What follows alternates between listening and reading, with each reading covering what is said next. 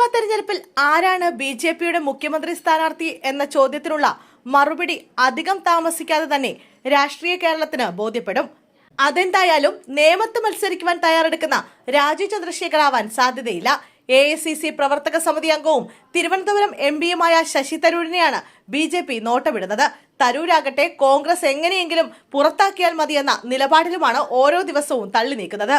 തുടർച്ചയായി കോൺഗ്രസിനെ ബുദ്ധിമുട്ടിലാക്കുന്ന പ്രതികരണങ്ങൾ നടത്തുന്ന ശശി തരൂർ ഇപ്പോൾ വീണ്ടും രാഹുൽ ഗാന്ധിയെയും കോൺഗ്രസിനെയും അവലോകനം എക്സിൽ റീട്വീറ്റ് ചെയ്തതും മനഃപൂർവ്വമാണ്.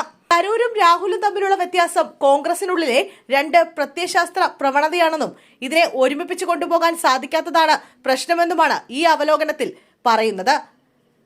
സിവിത സമീർ എന്നയാളുടെ അവലോകനമാണ് നെഹ്റു കുടുംബത്തെ പ്രകോപിപ്പിക്കുന്നതിനായി ഇങ്ങനെ റീട്വീറ്റ് ചെയ്തിരിക്കുന്നത്. തരൂരിന്റെ ഈ നടപടി മറ്റ് കോൺഗ്രസ് MP-മാരെയും പ്രകോപിപ്പിച്ചിട്ടുണ്ട്. തരൂരിനെ എത്രയും പെട്ടെന്ന് പുറത്താക്കണമെന്ന വികാരമാണ് നേതാക്കൾക്കിടയിലുള്ളത്.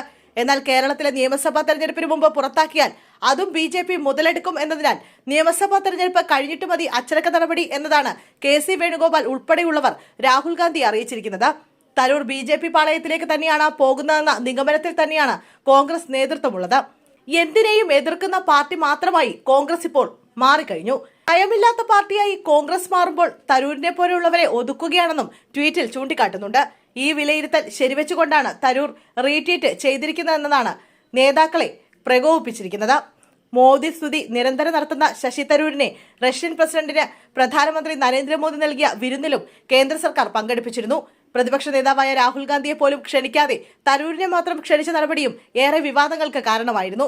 രാഹുലിനെ വിളിക്കാത്ത വിരുന്നിൽ പങ്കെടുക്കരുതെന്ന പാർട്ടി നേതാക്കളുടെ ആവശ്യവും തരൂർ അവഗണിക്കുകയാണ് ഉണ്ടായത്. ഇതിന് അദ്ദേഹത്തെ പ്രേരിപ്പിച്ചതാകട്ടെ പ്രധാനമന്ത്രിയുമായുള്ള വ്യക്തിപരമായ അടുപ്പവുമാണ്. ഈ അടുപ്പം തന്നെയാണ് ബി.ജെ.പിയുമായി തരൂരിനെ ഇപ്പോൾ അടുപ്പിച്ചിരിക്കുന്നത്. തിരുവനന്തപുരം കോർപ്പറേഷൻ ഭരണം ബി.ജെ.പി പിടിച്ചപ്പോഴും അഭിനന്ദനവുമായി ആദ്യമെത്തിയത് സ്ഥലം MP കൂടിയായ തരൂരാണ്.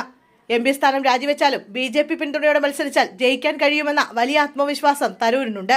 അങ്ങനെ വിജയിച്ചാൽ തരൂരിന് കേന്ദ്ര മന്ത്രിസഭയിൽ ഇരിപ്പിടവും ഉറപ്പാണ്.